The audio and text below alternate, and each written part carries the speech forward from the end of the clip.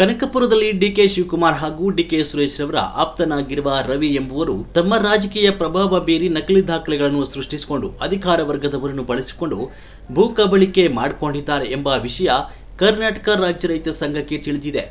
ವಿಷಯ ತಿಳಿದ ತಕ್ಷಣ ಸ್ಥಳಕ್ಕೆ ಆಗಮಿಸಿದ ಕರ್ನಾಟಕ ರಾಜ್ಯ ರೈತ ಸಂಘ ಹಾಗೂ ಹಸಿರು ಸೇನೆಯ ರಾಜ್ಯಾಧ್ಯಕ್ಷರಾದ ಹರಳಾಪುರ ಮಂಚೇಗೌಡರು, ಯುವ ಘಟಕ ರಾಜ್ಯಾಧ್ಯಕ್ಷರಾದ ಡಾಕ್ಟರ್ ಬಿಕೆ ವಿನೋದ್ ಕುಮಾರ್ ಗೌಡ್ರವರು, ರಾಜ್ಯಾಧ್ಯಕ್ಷರಾದ ಸಂಪತ್ ಕುಮಾರ್ ಅವರು, ಕನಕಪುರದ ಜಿಲ್ಲಾಧ್ಯಕ್ಷರಾದ ಹರೀಶ್ ರವರು, ಹೊಸಕೋಟೆಯ ಅಧ್ಯಕ್ಷರಾದ ಜಿ ದೇವೇಗೌಡರವರು ಹಾಗೂ ಎಲ್ಲ ರೈತ ಮುಖಂಡರು ಅವರ ವಿರುದ್ಧ ದಾಖಲಾತಿಗಳನ್ನು ಸಂಗ್ರಹಿಸಿ ಸಭೆ ನಡೆಸಿ ಅವರ ವಿರುದ್ಧ ಮುಂದಿನ ದಿನಗಳಲ್ಲಿ ಹೋರಾಟ ಮಾಡಿ ಹೇಗೆ ಭೂಮಿಯನ್ನು ವಾಪಸ್ ಪಡೆಯಬೇಕಂತ ಸಭೆಯಲ್ಲಿ ಸುದೀರ್ಘವಾಗಿ ಚರ್ಚೆ ನಡೆಸಿದರು. ಇವತ್ತು ನೋಡಿ, ಆರವಳ್ಳಿ ತಾಲೂಕು, ಆರವಳ್ಳಿ ಗ್ರಾಮ ಇವತ್ತೇನು ಸರ್ವೆ ನಂಬರ್ 428ರಲ್ಲಿ ಏನು ರಸ್ತೆಗೆ ಎಷ್ಟು ಬೇಕು, ರಸ್ತೆ ಕರೆಕ್ಟಾಗಿ ಏನು ಮಾರ್ಜಿನ್ ಇದೆ, ಆ ರಸ್ತೆಗೆ ಕರೆಕ್ಟಾಗಿ 2 ಎಕರೆ ತಗೊಂಡು ಯಾರೋ ಸೊಂಡಪ್ಪ ಬಿನ್ ರಾಮೇಗೌಡ ಅನ್ನೋರಿಗೆ 2 ಎಕರೆ ಮಂಜೂರಾತಿ ಮಾಡ್ಕೊಂಡಿದ್ದಾರೆ. ಸಾಗುವಳಿ 53 ಹಾಕಿಟ್ಟಿದ್ದೀವಿ, ಹಾಗೆ ಹೀಗೆ ಅಂತೇಳಿ ಮಾಡಬೇಕಾದ್ರೆ ಇವೆಲ್ಲ ದಾಖಲೆಗಳು ತಗೊಂಡು ಇವೆಲ್ಲ ಬೋಗಸ್ ಅಂತ ನಮ್ಗೆ ಸಾಧಾರಣವಾಗಿ ಇವತ್ತು ಯಾವುದೇ ಒಂದು ತಾಲೂಕು ಕಚೇರಿಗೆ ಹೋದಾಗ 1968, 69ರಲ್ಲಿ ಯಾವುದೇ ಒಂದು ಕೆಲವು ವಿಚಾರಗಳನ್ನು ಮಾತ್ರ ಟೈಪಿಂಗ್ ಮಾಡ್ತಾ ಇದ್ದೀವಿ. ಏನಾಗ್ತಿತ್ತು ಅವಾಗಿನ ಸರ್ವೇಯರ್ಸ್ ಇರ್ಬೋದು, ತಾಲೂಕು ದಂಡಾಧಿಕಾರಿಗಳಿರ್ಬೋದು, ಮತ್ತು ವಿಲೇಜ್ ಅಕೌಂಟೆಂಟ್ ಇರ್ಬೋದು, ರೆವಿನ್ಯೂ ಇನ್ಸ್ಪೆಕ್ಟರ್ ಇರ್ಬೋದು, ಏನು ಮಾಡ್ತಿದ್ರು, ಸ್ಪಾಟ್ನಲ್ಲಿ ಹೋಗಿ ಮಾಜರ್ ಮಾಡಿ ಬರವಣಿಗೆ ಮುಖಾಂತರ ಬಂದು ಇದು ಮಾಡಿ ಅದನ್ನೆಲ್ಲ ಏನು ಮಾಡಿ ಎಲ್ಲ ಮಾಹಿತಿಯನ್ನು ಲ್ಯಾಂಡ್ ಗ್ರಾಂಟ್ ಕಮಿಟಿಗೆ ಇರ್ತಾಯಿದ್ರು. ಲ್ಯಾಂಡ್ ಗ್ರಾಂಟ್ ಕಮಿಟಿಯಲ್ಲಿ ಪಾಸ್ ಆಗಬೇಕಾಯಿತು. ಆಮೇಲೆ ಏನು ಸಾಗುವಳಿ ಚೀಟಿ ಇದೆಲ್ಲ ಏನು ಕೊಟ್ಟಿದ್ದಾರೆ ಇವೆಲ್ಲ ಬೋಗಸ್ ಇದೆ. ಇದು ಖಂಡಿತ ಕಂಡು ಬರ್ತಾ ಇದ್ದೀನಲ್ಲ. ಏನು ಈ ವಿಚಾರಗಳಂತಂದರೆ, ಈ ರೀತಿ ಸರ್ಕಾರಿ ಜಮೀನನ್ನು ಕಬಳಿಸೋದ್ರ ಮೇಲೆ ವಿರೋಧವಾಗಿ ಕರೆಕ್ಟಾಗಿ ಅವ್ರಿಗೆ ಮೊಕದ್ದಮೆ ಮಾಡಬೇಕು. ಯಾರು ಮಾರಾಟ ಮಾಡಿದ್ದಾನೆ, ಯಾರು ತಗೊಂಡಿದ್ದಾರೆ ಅವನ ಮೇಲೆ ಕೂಡ ಕ್ರಿಮಿನಲ್ ದಾವೆ ಕೊಡಬೇಕು ಅವ್ರ ಮೇಲೆ. ಮತ್ತು ಈ ಮೊದಲನೇದಾಗಿ ಸಬ್ಸಿಡಿಸ್ಟು ಯಾವುದೋ ಒಂದು ಸರ್ಕಾರಿ ಖರಾಬ್ ಅಂತಿದೆಯಲ್ಲ, ಸರ್ಕಾರಿ ಖರಾಬ್ ಇದೆ, ನಾವು 58 ಹಾಕಿ 53 ಹಾಕಿದ್ದೀವಿ, 50 ಹಾಕಿದೆ, ಅದು ಬರೋಲ್ಲ. ಪಾಣಿಯಲ್ಲಿ ಏನಿದೆ ಸರ್ಕಾರಿ ಖರಾಬಿಂದ ಯಾಕಿದ್ದಾಗ ಅದು ಅಗ್ರಿಮೆಂಟ್ ಮಾಡೋಕ್ಕೆ ಬರೋಲ್ಲ. ಅದು ಅವ್ರ ಮೇಲೆ ಕೂಡ ಶಿಸ್ತು ಕ್ರಮ ಜರುಗಿಸ್ಬೇಕಾಗ್ತದೆ. ಯಾವತ್ತು ನಾವು ಮಾಡಬೇಕು, ಇವೆಲ್ಲ ರಾಜಕೀಯ ಕೈಗೊಳ್ಳಬೇಕು. ಹಾಗಾಗಿ ಇವೆಲ್ಲ ನಮ್ಮ ಸರ್ಕಾರಿ ಜಮೀನುಗಳನ್ನು ಒಳ್ಳೆ ಕೆಲಸ ಆಗ್ತಾಯಿದೆ ಅಂತ. ಅದರಲ್ಲೂ ಕೂಡ ಹೆಸರಾಂತ ರವಿ ನಮ್ಮ ಡಿ ಕೆ ಶಿವಕುಮಾರ್ ಅವರ ಪರಮ ಆಪ್ತ ಶಿಷ್ಯ ಕೂಡ ಆಗಿದೆ, ಸಂಬಂಧಿಸಿ ಕೂಡ ಆಗಿದೆ. ಅವ್ರನ್ನ ಬೆಳೆಸ್ಕೊಂಡ್ಬಂದರೆ ನಿಮಗೆ ಭವಿಷ್ಯ ಇಲ್ಲ.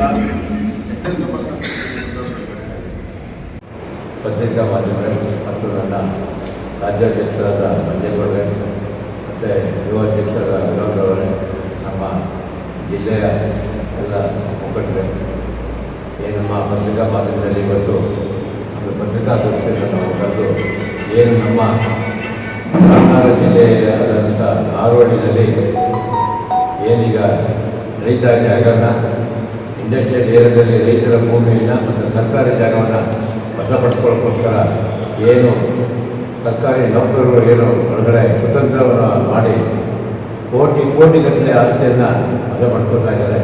ಅದ್ರ ಬಗ್ಗೆ ಎಲ್ಲ ಮಾಹಿತಿಯನ್ನು ಕಲೆಕ್ಟ್ ಮಾಡಿ ಎಲ್ಲ ಮಾಹಿತಿಗಳು ರುಜುವಾತಾಗಿರೋದ್ರಿಂದ ಎಲ್ಲ ಮಾಹಿತಿ ರೆಕಾರ್ಡ್ ಸಮೇತವಾಗಿ ನಮ್ಮ ಪತ್ರಿಕಾ ಮಾಧ್ಯಮಗಳಿಗೆ ಸರ್ಕಾರಕ್ಕೆ ತಿಳಿಸಿ, ಮತ್ತು ಏನು ಭೂಮಿ ರೈತರ ಭೂಮಿ ಕಬಳಿಸ್ತಾ ಇದ್ದರೆ ಇರುವಾಗೆ ನೋಡ್ಕೋಬೇಕು, ಮತ್ತು ಸಾರ್ವಜನಿಕರಿಗೆ ಅನುಕೂಲ ಆಗೋ ಮಾಡಿಕೊಡ್ಬೇಕಿನ್ನ ಬೇರೆ ಯಾರೋ ರಾಜಕಾರಣಿಗಳ ಒತ್ತಡಕ್ಕೆ ಕೊಡಬಾರ್ದು ಅಂತ ಹೇಳಿ ಒಂದು ಪತ್ರಿಕಾಗೋಷ್ಠಿಯನ್ನು ಇವತ್ತು ಕರೆದಿದ್ದೀವಿ.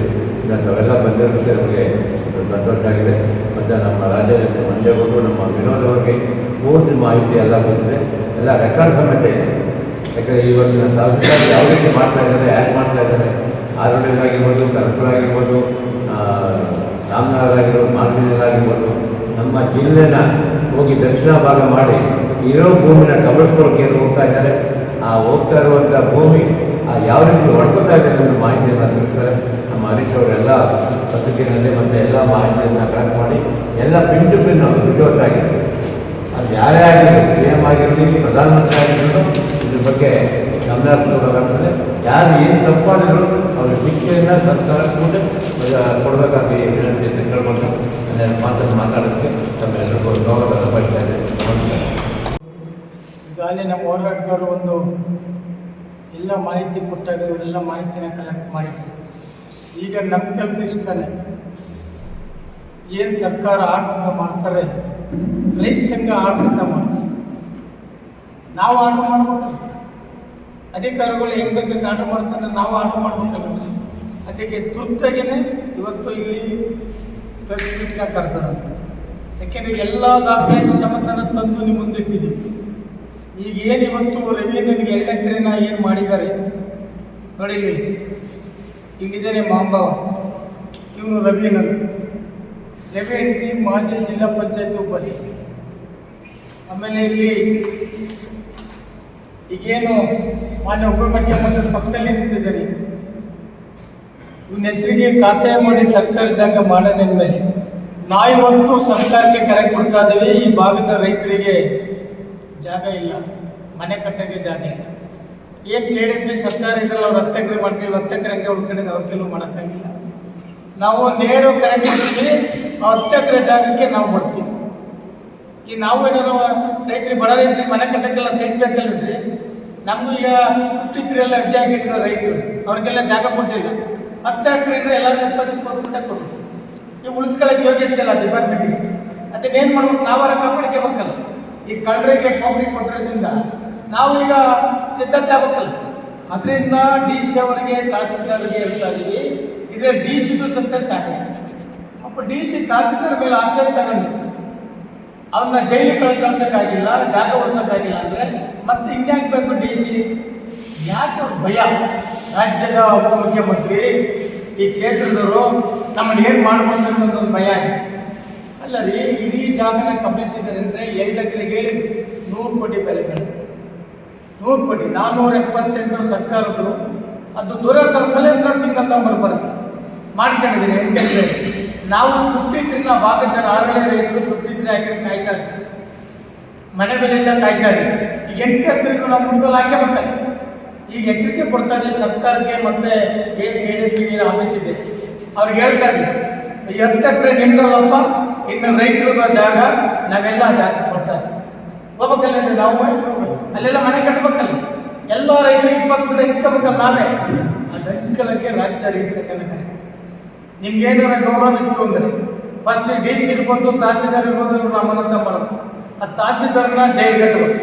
ಯಾರು ರವೀಂದ್ರ ಇಲ್ಲಿ ನೋಡಿ, ಭಾರಿ ಜನ ನೋಡ್ಬೋದು, ಭಾರಿ ಚೆನ್ನಾಗಿದೆ ಈ ರಾಜ್ಯದ ಉಪಮುಖ್ಯಮಂತ್ರಿ ಚಿಂತನೆ. ಪಾಪ ಇದು ಒಂದಿದೆ,